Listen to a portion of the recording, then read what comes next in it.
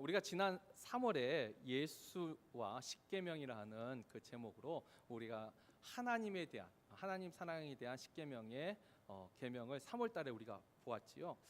이제 6월에 이르러서 우리가 하나님 사랑에 대한 그 1부터 4계명 말고 이제 그 다음 5부터 10계명까지 이웃 사랑에 대한 이 하나님의 말씀 십계명을 예수님이 어떻게 해석하시고 예수님은 어떻게 말씀하고 있는지 우리가 6월 한 달 동안 또 묵상하려고 합니다. 또 지난 5월 달에 우리가 건강한 가정을 위한 말씀과도 오늘 이 5계명은 이어지지요.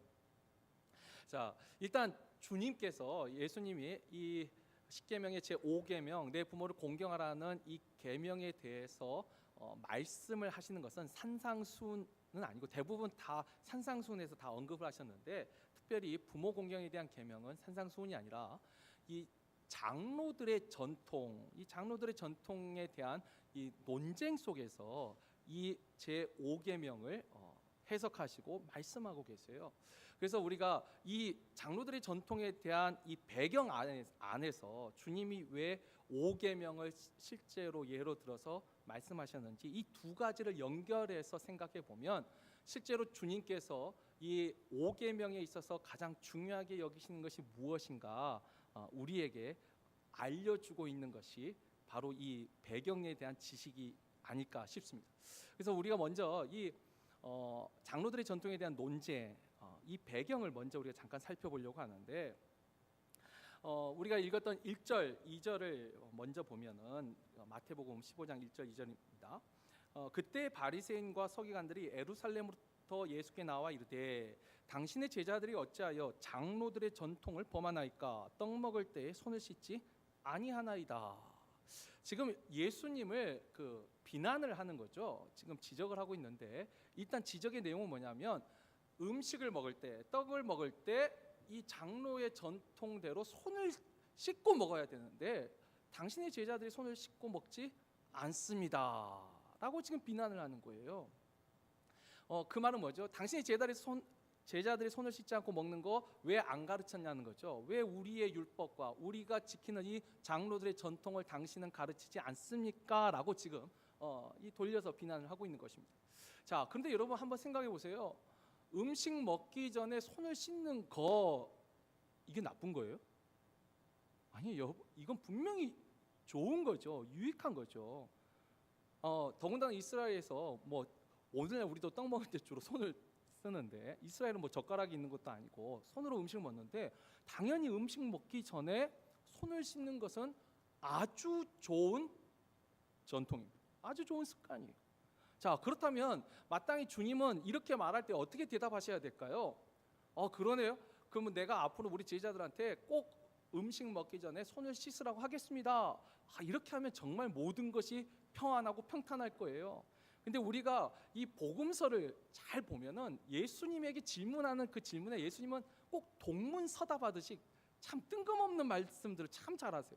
근데 원래는 뜬금없는 말이 아니라 그게 오히려 더 핵심을 짚고 있는 것인데, 일단 주님은 이렇게 대답하시죠. 3절에 보면 대답하여 이르시되 너희는 어찌하여 너희의 전통으로 하나님의 계명을 범하느냐. 그 질문, 왜 음식 먹을 때 손을 씻지 않습니까? 했더니 너희는 너희의 전통으로 하나님의 계명을 지금 어기고 있다. 도대체 이게 무슨 말씀이에요? 정말 뜬금없는 말씀이잖아요. 아니요. 그런데 여기에 주님의 이제 뜻이 이제 부모를 공경하는 제 5계명을 이제 예로 들지만 일단 이 말까지만 우리 한번 생각해 보자면, 지금 주님은 바리새인들에게 그들의 질문 속에 숨어 있는 그들의 의도까지 생각해서 이 질문을 하시는 거예요. 자, 일단 보십시오.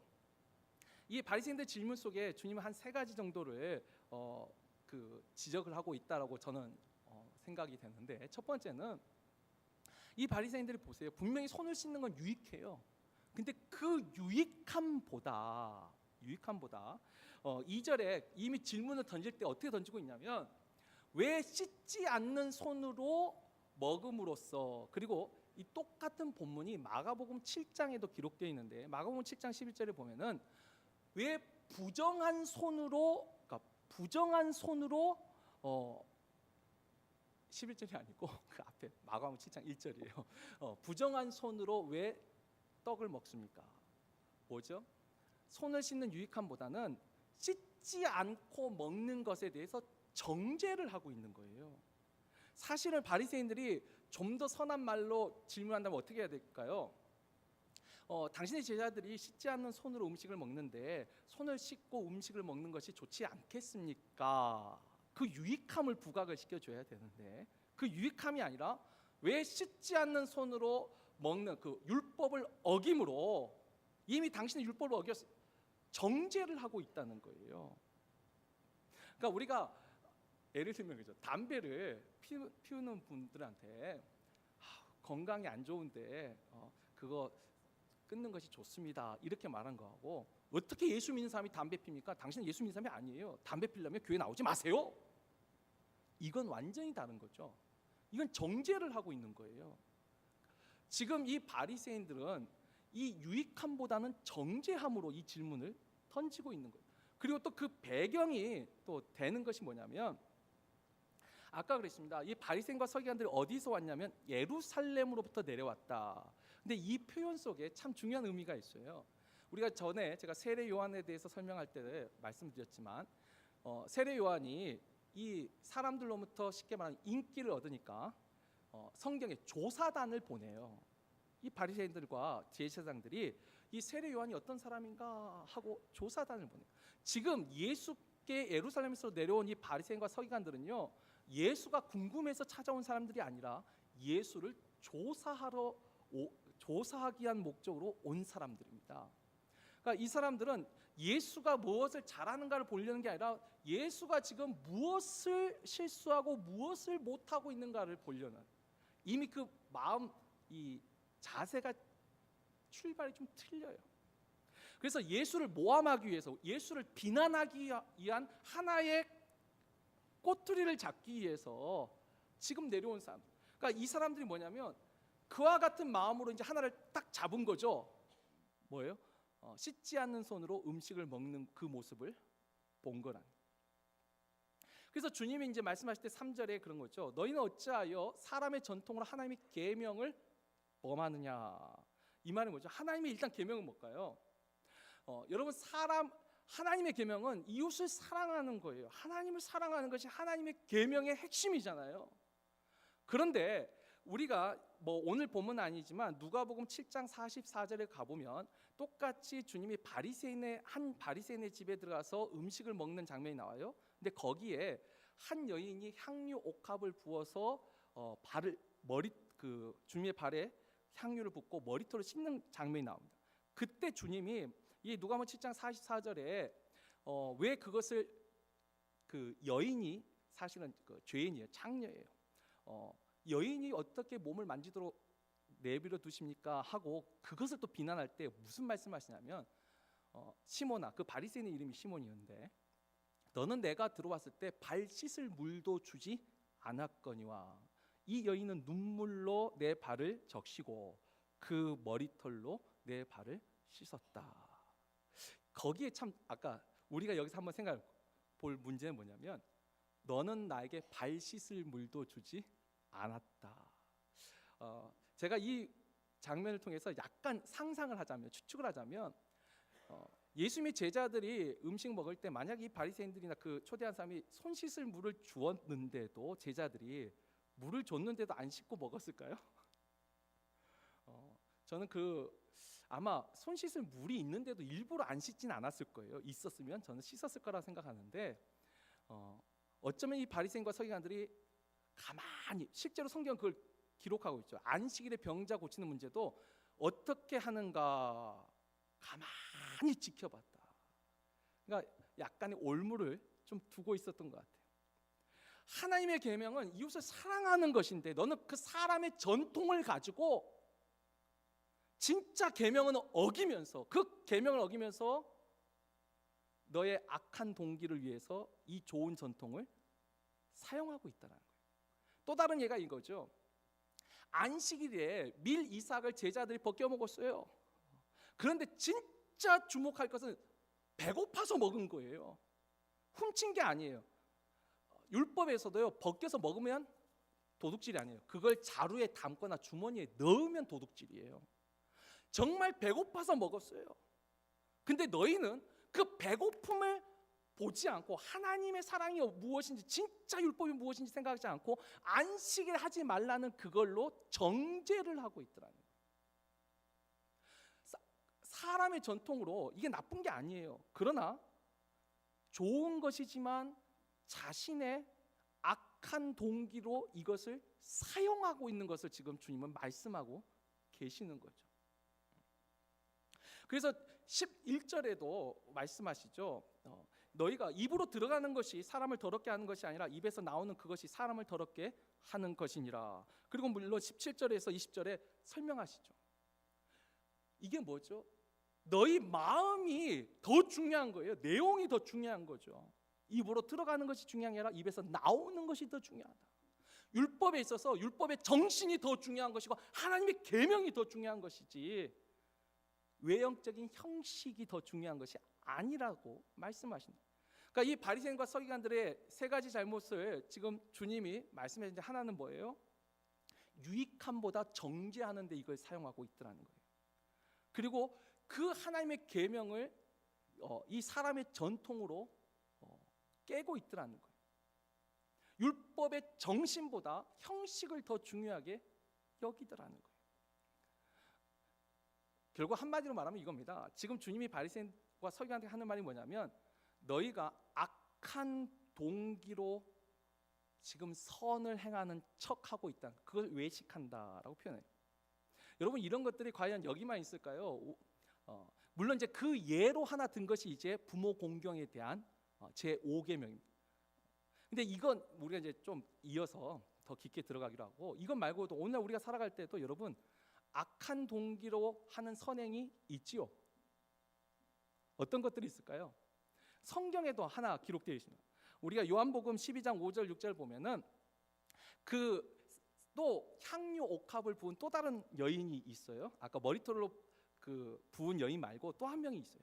근데 그걸 보고 제자들이 이것을 300데나리온을 팔아 가난한 사람에게 주었으면 더 좋았을 거예요. 왜 낭비하느냐 책망해요. 그런데 다른 제자들도 그렇게 말했어요. 그러나 성경은 유독 다른 유다에 대해서는 어떤 말을 하냐면 저가 구제를 위해서 하는 말이 아니라 저는 도적이라.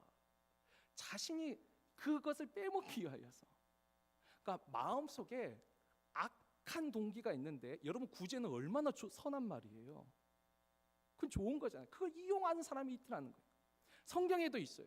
우리가 살아가는 현실에도 있지 않습니까? 사기꾼의 친철. 여러분 사기친 사람이 얼마나 친절합니까? 말도 좋은 말만 골라서 해줘요. 우리가 아첨하는 말. 근데 여러분 그거 우리가 잘 분별할 수 있나요? 아유 분별하면 사기 안 당하죠. 참 어려워요. 근데 그런 게 있어요. 여러분 선물과 뇌물의 차이를 아세요? 선물과 뇌물의 차이가 뭐죠? 우린 뇌물하면 무슨 공직자들이나 힘 있는 사람한테 주는 게 뇌물이라 생각하는데 아니요. 일단 아주 일반화된 선물과 뇌물의 차이는요. 선물은요 주는 것으로 끝난 게 선물입니다. 뇌물은요 주었으니 나에게도 달라고 생각하는 게 뇌물입니다. 우리가 살면서도 그런 거 많지 않나요? 그냥 주는 것만으로 기뻐하는 사람이 있다면 그 사람은 선물을 주는 사람이에요. 그런데 내가 너한테 어떻게 했는데 너는 나한테 이렇게 해. 이건 뇌물을 준 거예요, 그동안. 그러니까 우리가 분명히 여러분 주는 것은 좋은 거예요. 그러나 악한 동기로 할 수 있어요. 말도 선물도. 아까 말한 사기꾼의 친절. 근데 우리가 이걸 분별하기가 참 어려워요. 세상 상태 참 어렵습니다. 신약에 오면은 물론 성경에는 그런 내용이 없지만 교회 안에서도 오늘날 참 많이 이용되는 것이 이 건덕에 대한 것이 있어요. 건덕이 뭐냐면 강한 자가 약한 자의 약점을 담당하는 거예요. 너무 좋은 윤리예요. 근데 이게 너무 좋은 건데 어떻게 이용되냐면 당신이 나보다 더 믿음이 좋으니까 당신은 나한테 이렇게 하면 안 되지. 그걸 이용한다면 내가 믿음이 성숙해서 내가 건전한 더 건덕을 가진 건 너무 좋지만 그걸 이용하는 사람들이 있더라는 거예요. 목사니까, 장로니까, 권사니까. 그것이 이유가 돼서 상대한테 자신의 요구를 주장할 때 사용하더라는 거예요. 아주 좋은 것인데. 이 가르침이 너무나 좋은 것인데. 그런데 여러분, 그 마음의 중심을 사람은 모릅니다. 사람이 어떻게 그 중심을 압니까? 그건 오직 하나님만이 아시죠. 제가 오늘 여기까지 말한 것은 그래도 이런 것도 있구나, 악한 동기를 가지면서도 선을 행할 수 있구나, 이것만 그냥 알고 있어도 사기꾼의 친절, 저 사람 너한테 왜 이렇게 저렇게 잘하지? 적어도 이 지식만 가지고 있어도 조금 조심할 수 있을 거예요. 그러나 여전히 우리 사람의 마음의 중심은 모릅니다. 그건 하나님만이 아시고 하나님만이 이제 판결하실 거예요. 자, 일단 여기까지 이 장로들의 전통에 대한 논쟁의 핵심은 뭐냐면, 자신의 악한 동기를 선한 것으로 지금 포장하는 위선, 성경의 표현을 하면 외식하는 것에 대해서 논쟁을 하고 있는 거예요. 자, 그런데 이 논쟁 속에 주님이 예로 든 게 바로 이 부모를 공경하라는 제 5계명 말씀이죠. 자, 오늘 우리가 읽었던 5절, 6절 말씀을 다시 한번 보면 이렇습니다.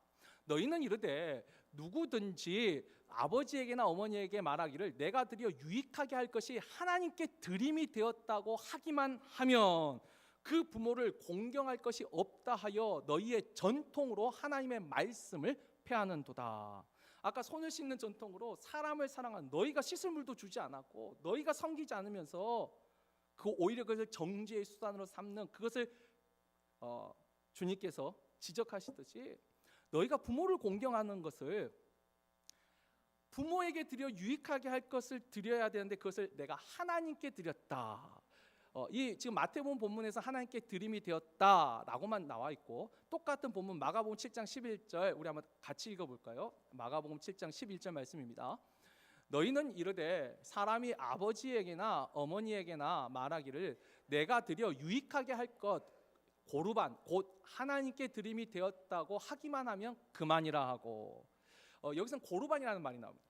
여러분, 고르반이라는 뜻이 뭐냐면 하나님께 드린 선물, 하나님께 드린 예물이라는 뜻이 고르반이에요. 여러분, 고르반은 좋은 거예요, 나쁜 거예요? 좋은 거예요. 고르반, 하나님께 드린 예물이라는 아주 좋은 전통이에요. 그것을 특별히 고르반이라고 해가지고 구별한 거예요. 아주 좋은 거예요.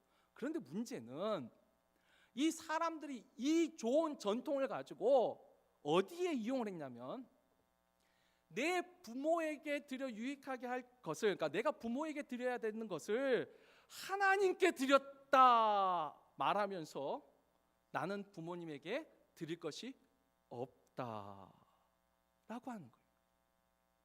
그런데 이게 실제로, 그러니까 이게 뭐 말하냐면 부모에게 대한 나의 책임을 회피하기 위하여서, 책임 회피를 위한 이기적인 목적으로 이 고르반을 이용한 것에 대해서 지금 말씀을 하시는 거예요. 예를 들면 이런 겁니다. 우리가 부모님에게 100을 드릴 것이 있어요. 100을 드릴 것이 있어요. 그런데 하나님한테 그러면 100을 드렸어요. 그러면 적어도 양심이 걸리진 않겠죠. 근데 실제 이 고르반에 대한 탈무드의 기록을 보면은 부모에게 100을 드릴 수 있는데 하나님한테 10만 드려놓고 나는 100을 드려서 부모님께 드릴 것이 없다. 이게 뭐냐면 아까 책임을 회피하기 위해서 그냥 이용한 것이에요. 하나님께 다 드린 것도 아니에요. 하나님한테 얼마 드리고 나머지는 본인이 지금 챙긴 거예요. 또 다른 그 예가 탈무드에 하나 기록이 되어 있는데, 어떤 사람이 실제로 이제 그 100을 하나님께 다 드렸어요. 다 드렸어요. 근데 생각해 보니까 내 부모에게도 드려야 되는 거예요. 그래서 내가 뉘우치고 가서 내가 내 부모에게 드릴 것까지 다 고르반 했습니다. 내었습니다. 근데 조금만 돌려주세요. 그랬더니 이제는 이 성직자들이 일단 하나님께 냈으면 다 이건 하나님 거라고, 다 고르반이야. 또 이제 이건 다 하나님 거라고 거절하는 거예요. 제가 이 탈무드 이야기도 있지만 제가 들었던 이야기 중에 예전에 한 부흥회 그때 있었던 일이에요. 어떤 분이 옛날 부흥회 때는 우리가 참 은혜 많이 받지 않았습니까? 오늘날은 좀 그렇지만 옛날에 참 이 부흥회 때 해서 어떤 그 부인이 다이아몬드 반지를 헌물로 딱 낸 거예요. 근데 이 부흥회 목사님 아니고 그 담임 목사님이 이걸 아는 거죠. 이게 결혼 반지. 그래서 불러다가 이거 남편도 아느냐? 이건 남편과의 약속이 담긴 반지인데, 근데 남편도 아마 허락할 거라고.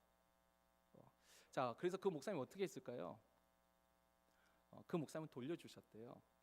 가서 그러면 남편과 허락했으면 남편과 같이 나중에 드리라. 근데 돌려주셨어요. 저는 근데 그게 맞다라는 생각을 해요. 뭐 하나님께 드렸지만, 나는 마음으로 드렸지만, 그 또 다른 의미가 있잖아요. 근데 아무튼 이 예전 탈무드는 그 고르반 일단 하나님께 드렸으면 다 하나님 거라는 거예요. 너는 신경 쓰지 말라는 거예요. 이쪽에 또 이것을 이용하는 사람들도 있었다라는 거예요. 이 고르반 같이 이용하는 것뿐만 아니라 오늘날 우리도 약간 좀 비슷한 경우가 하나 있는데, 요즘 한국에서 이슈가 되는 것 중에 하나가 이 양심적 병역 거부라는 그 법이 지금 이제 제정이 되었어요. 이거 양심적 병역 거부 들어보셨나요? 그게 뭐냐면 주로 이제 그 제7일 안식교와 한국에서는 여호와 증인이에요. 주로 여호와 증인들이 우리는 우리가 가진 믿음 때문에 총을 잡을 수 없다. 우리는 이 그 국방의 의무를 우리가 가진 신앙 때문에 지킬 수 없다라고 거부하는 것을 이 양심적 병역 거부라고 해요. 제가 알기로는 미국은 그런 법이 없는 것으로 알아요. 왜냐하면 미국은 지원해서 가는 거기 때문에 자기가 군대 가기 싫으면 안 가면 되잖아요. 근데 한국은 이게 징직 제도라고 하죠. 한국은 모든 남자가 다 군대 가잖아요. 그러니까 모두 가니까 그 속에 나는 내가 가진 믿음 때문에 나는 이 병역의 의무를 할 수 없다. 총을 잡을 수 없다. 총 잡는 것은 이제 집총 거부라고 하죠. 이제 총을 잡지 않겠다라는 이것 때문에 이제 이슈가 되었어요. 근데 미국에는 그런 법은 없지만 제가 얼마 전에 좀 나온 지 됐지만 핵소고지라는 미국에서는 핵소리지가 제목이더라고요. 핵소고지라는 그 영화가 있어요. 거기 보면 실제 데스몬드 도스라는 실제 인물의 이야기예요. 그 사람이 제7일 안식교 군인인데 그 사람이 2차 세계 대전 때 참전해가지고 자기도 싸우겠다. 그러나 자기는 총은 잡지 않겠다. 대신 의무병으로 하겠다. 근데 많이 혼나죠. 왜 전쟁터에 나가는 군인이 총을 안 잡겠다고 하니까. 근데 그렇게 구타당하고 박해를 받았음에도 자신의 신념대로 해서 실제로 핵소고지라는 곳에서 50명 이상의 생명을 다 철수하는데 혼자 남아가지고 사람을 살린 거예요. 그래서 양식적 병역 거부자로 최초로 지금 현재로 아마 미국도 최초지만 전 세계도 최초일 것 같아요. 무공 훈장을 받은 사람이에요. 총을 잡지 않고 무공 훈장을 받은 그 사람의 실화가 이 핵소고지라는 영화에 있는데, 근데 보세요. 어찌 보면 이거 참 선한 거예요. 자기 신앙과 믿음. 근데 문제는 한국에서 뭐가 문제가 됐냐면 이것을 이용하는 거예요. 그래서 안식교도 안 나가고 여호와 그 증인 교회도 안 나가는데 갑자기 여호와 증인 요즘 신도수가 늘어나는 거예요. 이 병역 거부를 위하여서. 그래서 요즘은 이제 그것 때문에 또 법을 또 다시 제정하려고 해요. 처음에는 참 좋은 의도예요. 그렇죠. 자신이 가진 믿음에 따라서 이 국방의 의무를 할 수 있도록. 그러나 이것을 이용하는 사람들이 있더라는 거예요. 이 부모 공경도 마찬가지죠. 고르반이라는 게 너무 좋은 전통인데 이것을 책임을 회피하기 위해서 이용하고 있더라는 거예요. 자, 이러면서 이제 오늘 우리가 이제 또 하나 집중할 게 뭐냐면 주님이 그것을 지적하면서 이 5계명을 해석하고 있는 부분이 있어요. 이 5계명의 해석. 내 부모를 공경하라. 우리가 그 말씀을 듣고 그렇죠. 부모를 공경하면 되는 것이죠. 우리가 다 마음으로 다 공경하지 않습니까? 아니요. 근데 주님은 아주 중요한 해석. 우리가 다음 주도 보겠지만 살인하지 말라, 간음하지 말라에 대한 다 주님의 해석이 따로 있듯이 제 5계명에 대한 주님만의 아주 분명한 해석이 뭐냐면 오늘 설교 제목에 나와 있듯이 5절에 나와 있죠. 내가 드려 유익하게 할 것이. 누구에게 드리는 거죠? 이건 부모님에게요. 내가 부모님에게 드려 그 부모님으로 하여금 유익하게 할 것이. 이것이 6절에 보면 그거 해놓고 이제 고르반이라 해놓고 뭐라고요? 나는 부모를 공경할 것이 없다. 이거 조금 다시 말하면 내가 부모에게 드려 유익하게 하는 그것이 곧 부모를 공경하는 것이에요. 내가 드려서 부모님을 유익하게 할 것을 드리는 것이 공경이에요. 말과 입술로만 공경한다는 게 아니라 내가 드려서 실제로 부모를 유익하게 할 것을 드리는 것이 주님이 해석한 5계명의 공경함이에요.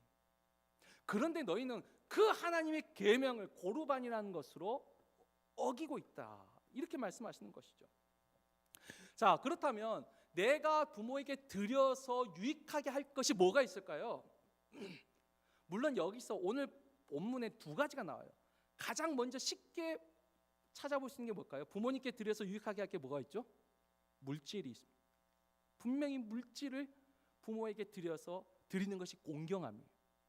또 하나가 있어요. 4절에 보시면 주님이 이 제5계명을 말씀하시면서 이 말씀도 하시죠. 또 아버지나 어머니를 비방하는 자는 반드시 죽임을 당하리라 하셨거늘. 하나님의 율법에 부모를 비방하는 자는 반드시 죽이라. 사실 이 말씀이 출애굽기 21장 15절 17절 말씀인데 우리 한번 다 같이 읽겠습니다. 자기 아버지나 어머니를 치는 자는 반드시 죽일지니라. 자기의 아버지나 어머니를 저주하는 자는 반드시 죽일지니라. 부모를 때리거나 저주하나, 이게 뭐죠? 폭행과 폭언. 이것이 하나님 앞에 사형에 해당한 죄예요. 그럼 반대로 생각하면 뭐죠? 우리가 부모님에게 드려서 유익하게 할 것이 당연히 물질이 있고 또 뭐가 있죠? 선한 말, 좋은 말과 선한 행동이 있는 거예요. 우리의 언행을 드려서 부모님이 유익하게 할 것을 드리는 것이 부모를 공경하는 것이죠. 주님이 이 두 가지를 말씀하셨어요. 근데 여기에 제가 또 하나 더 추가하고 싶어요. 잠언에 보면은, 잠언에 또 우리가 부모님에게 드려서 유익하게 할 것이 물질과 우리의 언행과 또 하나, 잠언 우리 23장 22절 말씀 또 같이 읽겠습니다. 너를 낳은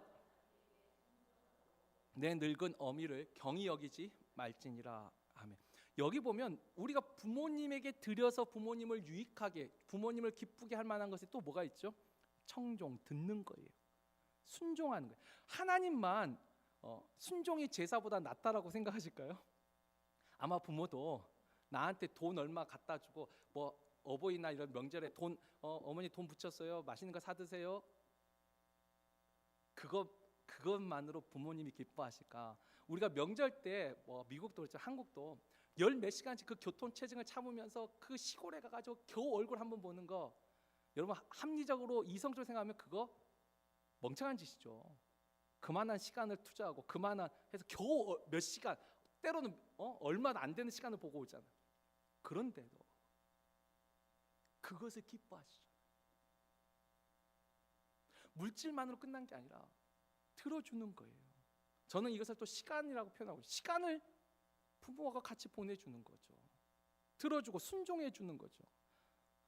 분명히 부모님에게 우리가 드릴 수 있고 드려서 부모님이 유익할 수 있는 것, 그것이 물질도 있고 우리의 말과 행동이 있고 우리의 시간과 순종함이 있더라는 거예요. 이게 부모를 공경하는 것이에요. 내가 드려 유익하게 할 것을 드리는 것이 부모 공경의 계명이에요. 여러분, 이제 그렇다면 아까 이 장로들의 전통과 또 이 주님이 해석하신 5계명에 대한 이 해석을 통해서 우리가 한 4가지 정도 좀 더 깊게 묵상할 수 있습니다. 여러분, 이 5계명만이 가지고 있는 아주 중요한 특징이 있어요. 5계명만이 가지고 있는, 이 5계명만이 가지고 있는 가장 중요한 특징이 뭐냐면, 이 5계명이 10계명 중에서도 긍정 명령형으로 기록된 아주 독특한 계명이에요. 여러분, 하나님 사랑에서요, 긍정형 명령형은요 제 4계명 하나 있습니다. 나머지는 다 뭐냐면, 너는 나 위에 다른 신들을 내게 두지 말라, 하지 말라. 너는 나를 비겨서 너를 위하여 우상을 만들지 말라. 너는 내 이름을 망령되이 일컫지 말라, 하지 말라라는 거예요. 하지 말라는 부정 명령령은요 그냥 가만히만 있어도 중간으로 가요. 진짜 아무것도 안 해도 중간으로 가요. 이건 지키는 거예요. 안 해도 지켜요. 그런데 너는 내 안식일을 기억하여 거룩하게 지키라. 이건 긍정 명령형이잖아요. 이건 거룩하게 지켜야지만 지키는 거예요. 물론 이 4계명에 대한 보충 설명에 너는 아무 일도 하지 말라. 이 유대인들이 긍정형에 원래 하나님의 뜻이 있는데 부정형에 더 중심을 둬 가지고 금지 명령을 만들었었던 안식일 계명을 어기게 되었잖아요. 원래는 하는 것이 기억하여 거룩하게, 거기에 핵심이 있어요. 여러분 이제 사람을 향한 계명 속에서도요, 우리가 뭐 다음 주에 보겠죠. 살인하지 말라, 간음하지 말라, 도적질하지 말라, 거짓 증언하지 말라, 탐내지 말라, 다 말라. 부정령이에요. 이건요 가만히 있기만 해도 돼요. 아무것도 안 해도 돼요. 그러나 이웃 사랑에 있어서 가장 중요한 이 5계명은 뭐예요? 내 부모를 공경하라. 이것만이 긍정형 명령이에요. 긍정 명령력. 다시 말해서 쉽게 말하면 이겁니다. 10계명 중에서 가장 행함과 순종을 강조하는 계명이 5계명이에요. 이건 해야 되는 거예요. 해야지만 지키는 거예요. 나머지는 안 해도 지키는 거예요. 아무것도 안 하고 가만히 있어도 지키는 거지만 이건 해야지만 제대로 지키는 거예요. 이 5계명만이 가지고 있는 특징이에요. 그리고 이 5계명만이 가지고 있는 두 번째 특징이 있어요. 이건 사도 바울이 해석을 해서 우리에게 알려주죠. 우리가 에베소서 6장 2절 3절 말씀 다 같이 읽습니다. 내 아버지와 약속이 있는 첫 계명이니 이로써 내가 잘되고 땅에서 장수하리라. 아멘. 약속 있는 첫 계명이에요. 사실 첫 계명이지만 마지막 계명이에요. 10계명 안에서는. 나머지는요, 하지 말라 하지 말라. 오히려 하면 하나님의 징계가 있다는 말이 있어요. 그러니까 나머지는 다 당연히 해야 되는 거예요. 그런데 이 긍정형 명령형, 긍정 명령형을 가진 4계명과 5계명에는요, 10계명 자체 안에는 4계명의 약속은 없어요. 그건 이사야서 58장이 나오는데 적어도 10계명 안에서는 5계명만이 하나님의 약속이 기록되어 있어요. 너가 이것을 하면 내가 내게 준 땅에서 내 생명이 길리라. 근데 사도 바울은 이 길리라 하는 이 말씀을 하나 더 조금 더 나누어서 구체적으로 했어요. 내가 잘되고 내가 장수하리라. 여러분 잘되는 복이 뭐죠? 형통의 복이에요. 그리고 옛날에 오래 사는 장수의 복은요, 반드시 건강의 복이 포함되어 있어요. 오늘날처럼 병원 있고 약이 있던 시절이 아니에요. 아프면 죽는 거예요. 오래 살았다는 것은요, 건강한 사람만 오래 사는 거예요. 그러니까 하나님이 지금 5계명에 있어서만 형통과 건강과 장수의 복을 약속으로 주셨어요. 나머지는 다 당연하지만 이건 너가 이렇게 하면 내가 이것을 주겠다 약속하셨어요. 여러분 이 약속이 하나님의 말씀이고 이것을 믿는다면, 자 여러분 한번 구체적으로 한번 말씀 생각해 볼까요? 자 우리가 이 땅에서 건강하게 또 오래 살기 위해서 우리가 건강관리법으로 세상이 가르치는 것들이 있습니다. 어떻게 하면 건강하게 잘 살 수 있죠? 자 아시는 것, 자 뭐가 있어요? 일단 운동해야죠. 운동 적절하게 운동하는 게 참 좋은 거죠. 그 다음에 먹는 거 잘 먹어야 돼요. 식생활을 잘 해야 돼요. 좋은 거 잘 먹어야 돼요. 또 잠 잘 자야 돼요. 또 병원 잘 다녀야죠. 아프면 약 잘 먹어야죠. 건강검진 해마다 잘 해가지고 건강 잘 관리해야죠. 얼마나 많아요. 그런데 여러분 우리가 정말 믿음을 가진다면 우리가 건강하려면 우리 성도의 그러니까 세상의 건강관리법은 운동해야 되고 좋은 식생활 해야 되고 병원 가야 되고 건강검진 해야 되고 약 먹어야 돼요. 근데 성도의 건강관리는요, 기도는 다 통하는 거고 적어도 구체적으로 한다면 내 부모에게 유익하게 하는 것을 드리는 거예요. 성도의 건강관리법은 이런 겁니다. 예전에 제가 말씀을 읽고 깨달아 참 이거 다행이에요. 제 입장에서 참 다행인데 어릴 때 이걸 좀 깨달았는데 내가 건강하려면 우리 어머니가 건강하셔야 돼요. 그래서 영양제를 그때 당시 뭐 나도 먹고 다 좋은데 한 사람만 먹어야 된다면 누가 먹어야 돼요? 어머니가 드셔야 돼요. 그래서 늘 어머니 먼저 드렸어요. 근데 저도 이제 부모가 돼서 이 자녀를 낳으니까 이 부모 마음이 또 그렇잖아요. 자녀에게 참 좋은 걸 주고 싶어요. 그런데 결론은 더 줘요. 근데 제가 애들한테 그렇습니다. 너무 당연하게 부모 접시에 있는 걸 지가 좋아한다고 가져가는 걸 저한테 혼납니다. 먼저 엄마 아빠를 먼저 줘야죠. 그게 왜죠? 나를 위한 게 아니라 그 아이들을 위해서. 정말 이게 믿음이라면 부모한테 먼저 주도록 훈련시켜야 돼요. 교육이죠. 부모 입에 먼저 넣고 그 다음에 자기가 먹더라도. 이게 믿음 없으면 성도의 건강관리법은 내 부모를 먼저 섬기는 거예요. 그게 내가 건강하다는 믿음이에요. 제 나름 요즘은 조금 아파가지고 그렇게 하지만 지금까지 잔병 치료 없이 병원 안 가고 살아온 거, 저는 이 믿음 참 다행스럽게 어릴 때 하나님이 저한테 주셔가지고 그 믿음대로 했기 때문에 저한테 주셨던 복이라고 저는 생각을 합니다. 근데 어떻게 믿은 거예요? 그냥 내 부모에게 드려 유익하게 할 것을 먼저 드리는 것이 하나님의 약속대로 내가 건강하게 장수하는 거예요. 세상의 성공법은 뭐죠? 세상의 성공법은 인간관계 잘해야 돼요. 처세술 잘해야 돼요. 줄 잘 써야 돼요. 성도의 성공법은요, 형통하려면 이게 이제 안식일을 기억하여 지키는 아까 안식일에 약속한 법이에요. 땅의 높은 곳으로 야곱의 업으로 기르시겠다는 이사야 58장의 안식일에 대한 하나님의 약속. 그 다음에 부모 공경. 우리가 주일 성수하고 부모를 공경한 것이 땅에서 형통하는 법이에요. 여러분 이거 믿음 없으면 가능할까요? 주일날 사람 만나러 가야죠. 바이어 만나러 가야 되죠. 관계 잘해야죠. 하루라도 더 일해야죠. 돈 더 잘 벌죠. 더 형통하죠. 믿음 없으면 주일 성수를 통해서 하나님이 나에게 복 주시겠다, 그런 믿음을 우리가 가질 수 있어요? 하나님은 못 믿으면 못해요. 부모를 공경하는 거예요. 아까 했죠. 내가 사업하고 바빠요. 부모 만날 시간도 없어요. 세상에서 성공하려니까. 근데 진짜 믿음을 가지면 어떻게 해요? 부모 만나러 가야죠. 가족 여행은 떠나고 부모는 그냥 돈 보내고 재밌게 보내세요. 이게 효도는 아니죠.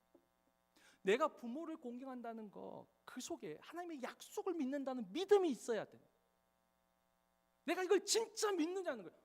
내가 이 세상, 우리가 다 잘 되기를 바라고 형통하게 해달라고 하잖아요. 하나님은 분명히 말씀하셨어요. 계명을 말씀하셨어요. 주의를 잘 지키고 안식일을 기억하여 거룩하게 지키고 내 부모를 공경하라, 하라. 긍정적으로 너희가 여기에 순종하면 이 땅에서도 잘 되고 건강하고 장수하리라. 하나님의 계명은 이렇게 있는데 우리가 사람의 전통으로 이것을 자꾸 바꾸려고 한다. 어기고 있는 거예요.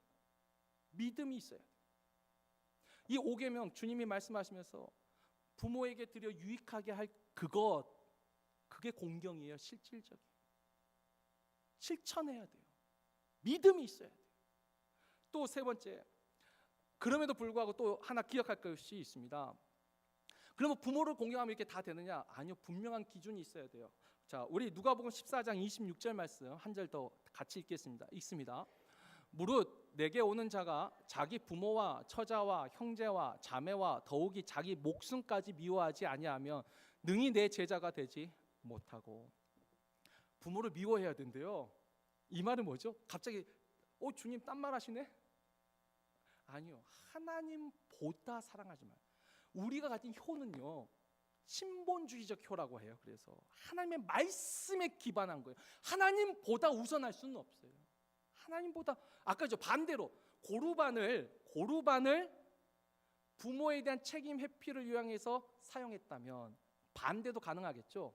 부모 공경의 계명을 하나님에 대한 책임 회피를 위해서 사용할 수도 있는 거죠. 그것도 죄예요. 하나님보다 더 사랑하는 것은, 그래서 우리는 신본주의적인 효라고 해요. 그래서 우리는 말씀을 강조해요. 반대는 인본주의적 효예요. 유교에서는 어떻게 하죠? 무조건 해야 돼요. 무조건.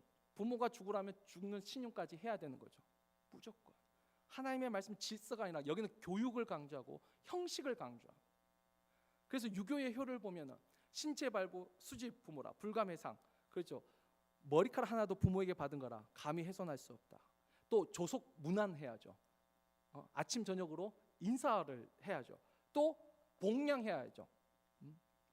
식사를 늘 대접해야 되죠. 이런 것들만 계속 강조하고 가는 거예요. 무거운 짐으로. 이제 마지막 하나만 더 생각하고 이제 말씀을 정리합니다. 아니, 두 가지가 더 남았는데 일단 하나. 여러분, 제 5계명의 아까 특징이 뭐라 했어요? 실천이 가장 강조된 계명이에요. 하나님의 약속에 대한 믿음이 강조된 계명이죠. 아까 약속을 믿어야지만 하는 거예요. 자, 그렇다면 이제 이것을 방해하는 것들에 대해서 한번 생각해 보죠.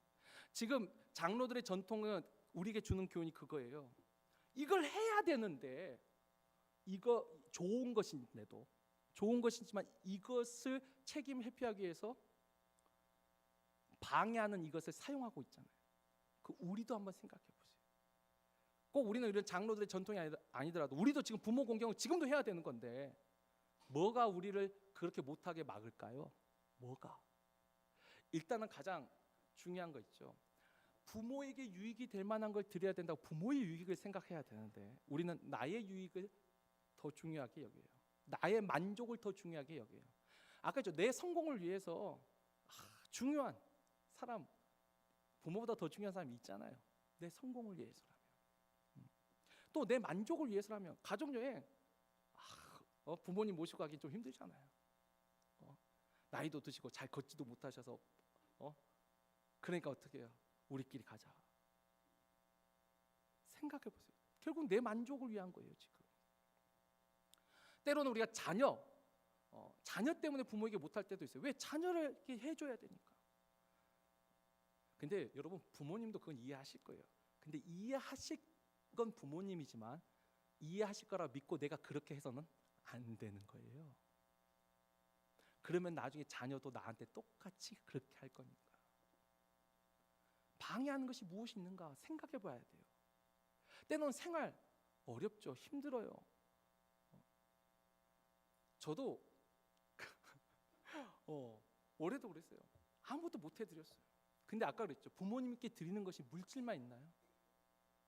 부모님 이해하세요. 오히려 부모님이 저를 지금 돕고 있죠. 리사이클 팔아서 모은 돈으로. 부모님 아세요. 어려운 걸 아세요. 그러나 우리가 부모님께 드릴 수 있는 것이 물질이 아니더라도, 아까 그랬잖아요. 전화해서 1시간 동안 전화기 잡고 대화하세요. 들어주세요. 부모를 기쁘게 할 만한 것이 있잖아요. 할 수 있는 것이 있어요.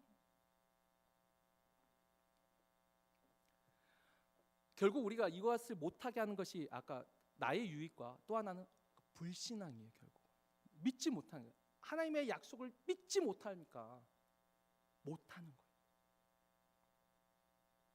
거예요. 이제 말씀을 맺습니다. 그리고 말씀을 맺으면서 하나만 더 제가 그냥 퀘스천으로 하나의 문제 제기로 하나 던지고 이제 말씀을 맺을까 합니다. 지금 우리 이미 앉아 계신 분도 있지만 이제 우리 부모가 없잖아요. 안 계신 분도 여기 안 계신 분이 더 많을걸요. 부모님이 지금. 그러면 우리는 이제 5계명으로부터 자유로워졌을까요? 이 하나님의 말씀 5계명, 이제는 우리는 그 책임을 다한 거죠.